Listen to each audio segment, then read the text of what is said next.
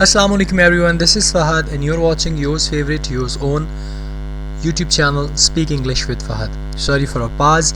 Today is 12th of July 2020 and today's Dawn editorial is about 120 more courts जिसके बारे में हमारे supreme court ने कहा है सो मोटो एक्शन लेते हुए कि हमारे पास क्योंकि केसेस जो हैं वो सॉल्व नहीं हो रहे तो गवर्नमेंट को ज़रूरत है कि वो 120 और कोर्ट्स जो हैं उनको बना दें, हालांकि ये उसका हल नहीं है। इसके बारे में हम बात करेंगे। आज के डे में मैंने एक टेस्ट भी अपलोड कर दिया है, उसको भी गो थ्रू करें और ये बहुत इंपॉर्टेंट है, इसको भी गो थ्रू कीजिएगा।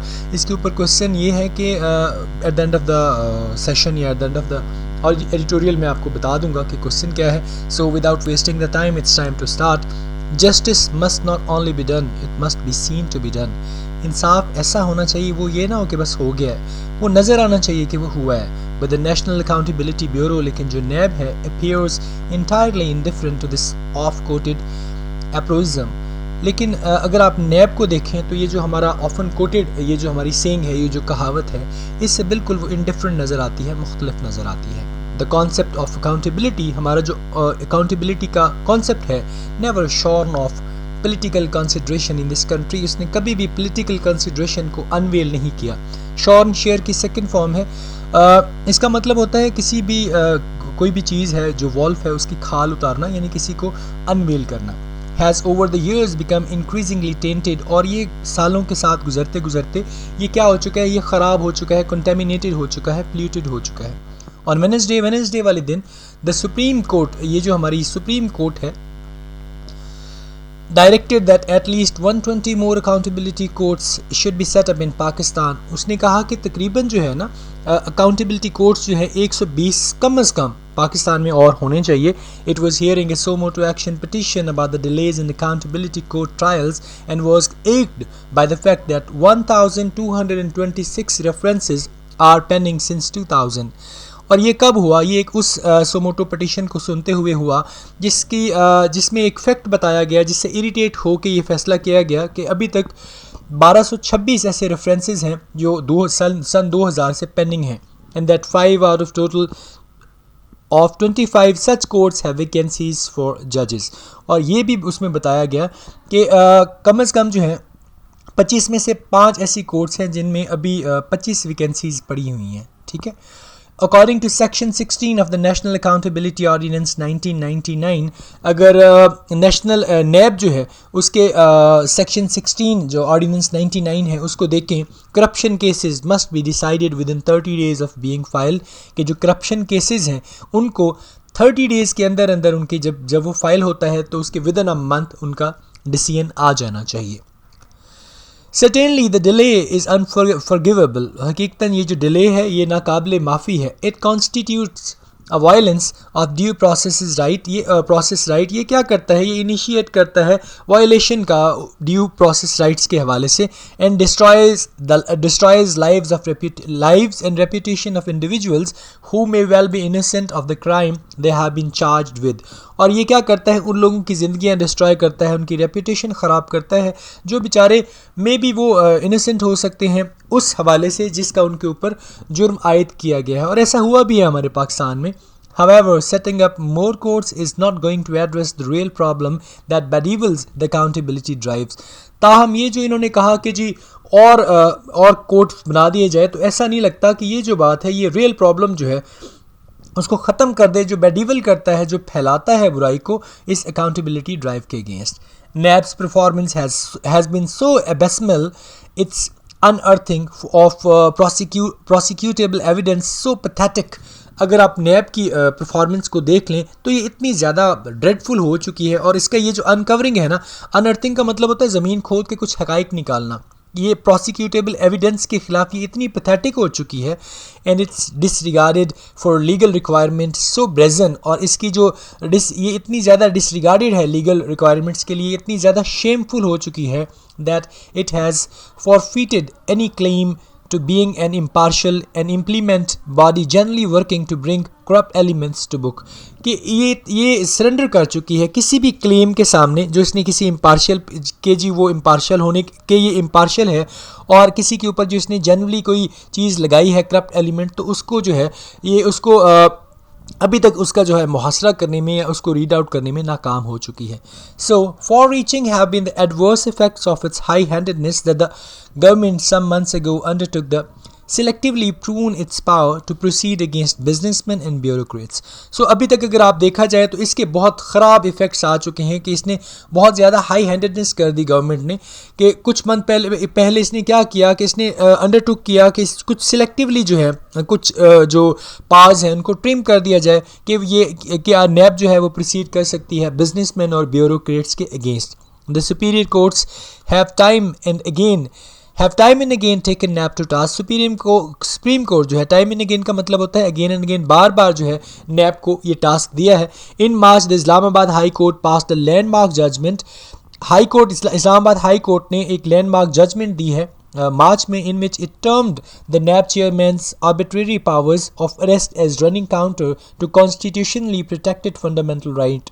जिसने क्या किया है, उसने जो नैब का चेयरमैन है उसकी जो रैंडम पावर्स हैं अरेस्ट करने की, उसको काउंटर किया है कि वो कॉन्स्टिट्यूशनली क्या करती हैं, वो फंडामेंटल राइट्स को प्रोटेक्ट करती हैं.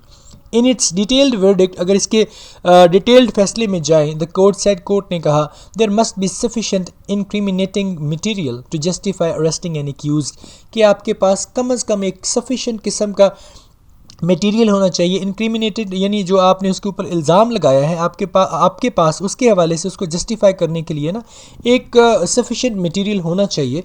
Indeed, more often than not, NAB prosecutors have been unable to convince the judges. और इसके अगर आप बाद में देखें तो कई दफ़ा ऐसा हुआ है कि NAB के प्रोसिक्यूटर्स जो हैं वो कन्विंस करने में नाकाम रहे हैं जजेस को why they needed to keep an accused in prison when the detainee was willing to cooperate with them in the investigation. कि उन्हें क्यों ज़रूरत पेश आती है किसी भी बंदे को प्रिजन में रखने की जब वो ऑलरेडी विलिंग है कि वो इन्वेस्टिगेशन में आपकी हेल्प करेगा. A number of high profile arrest of opposition leaders by NAB.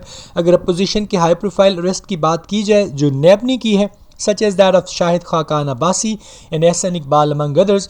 दूसरों के दरमियान जहाँ पे शाहिद खाकान अब्बासी की बात कर लें या एहसन इकबाल की बात कर लें, have been grossly mishandled and lent weight to accusation of a political witch hunt. तो ये बड़ी बुरी तरह से मिसहैंडल हुए हैं और इनकी जो एक्यूजिशन है पॉलिटिकल विच हंट, यानी विच हंट का मतलब होता है आप किसी भी बड़े पॉलिटिकल बंदे के पीछे हो, उसे तलाश करने की कोशिश कर रहे हो, being carried out under the guise of eradicating corruption. ये सिर्फ यही नज़र आया है कि आपने एक चुगा पहना हुआ है और आपने कहा है कि आप करप्शन को ख़त्म करेंगे, लेकिन इनडायरेक्टली आपने उनको हिट किया है. It is high time the government restrained NAB from bringing the concept of accountability itself into disrepute. ये हाई टाइम है कि गवर्नमेंट जो है उसने कंट्रोल किया NAB को कि आप जो है इस तरह के जो आप अकाउंटेबिलिटी कर रहे हैं, ये इसका जो कॉन्सेप्ट है ये बेसिकली किसी को डिसरिप्यूट करने की तरफ जा रहा है. गवर्नमेंट को ये स्टेप लाजमी लेना चाहिए.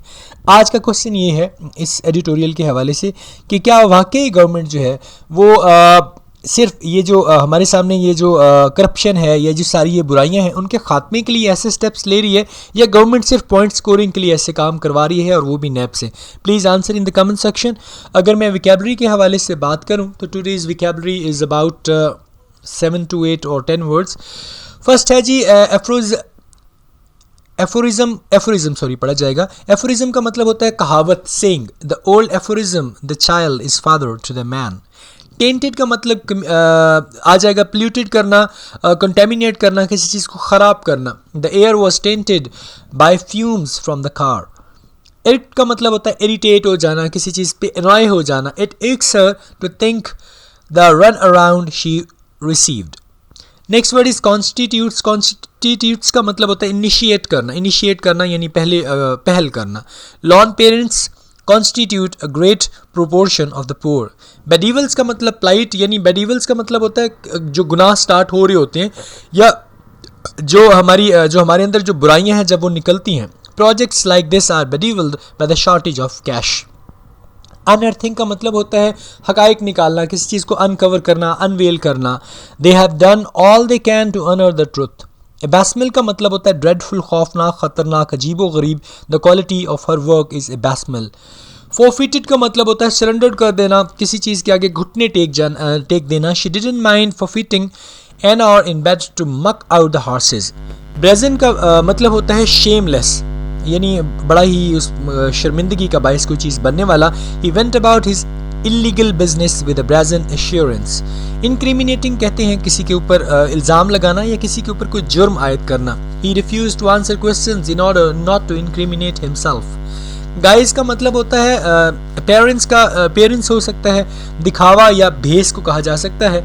ही visited in the guise of an inspector. Restraint का मतलब होता है किसी चीज़ को कंट्रोल करना, किसी चीज़ को कब्जे में करना, किसी चीज़ को रोक देना। The drawings with the restrained colors give a feeling of peace and contemplation. So this was all about today's editorial. I hope so आपने इसमें से कुछ ना कुछ ज़रूर लर्न किया होगा। Thank you so much for yesterday's liking and आपने बहुत ज़्यादा उसको वॉच टाइम दिया और व्यू किया। मैं सिर्फ ये चाहता हूँ कि हमारे जितनी भी ये डिटेल्स में आपके पास लेक्चर्स आते हैं, जस्ट क्या करें कि उनको एक दफ़ा प्रॉपरली देख लिया करें। मोस्टली ये होता है कि हम लोग उसको थोड़ा सा सुनते हैं, कुछ पॉइंट्स निकालते हैं, क्वेश्चन सुनते हैं और उसके बाद एंड कर देते हैं। So that's all about today's lecture.